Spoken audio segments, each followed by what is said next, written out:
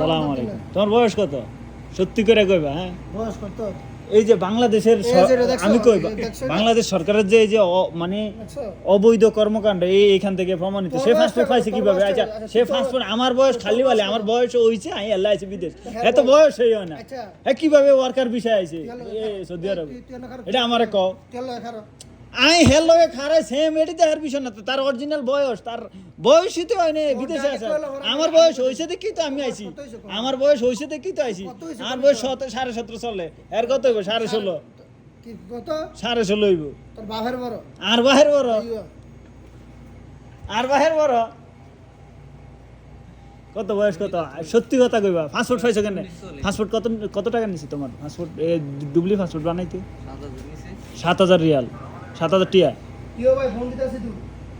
সত্যি কথা কইবা, 7,000 টাকা। জন্ম নিবন্ধন বাড়াইতে কত নিছে? কি আর আমি থাকতে বানাইছি?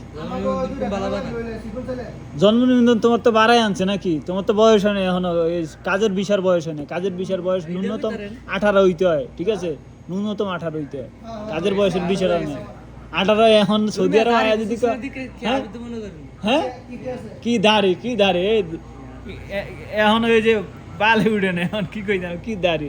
হ্যাঁ, সবাই চেহারাটা দেখেন, এখনো কিছু উঠে নেই। এই লোক এখন বর্তমানে সৌদি আরবে মাসে 50,000 টাকা কামাইতেছে বাংলা টাকায়।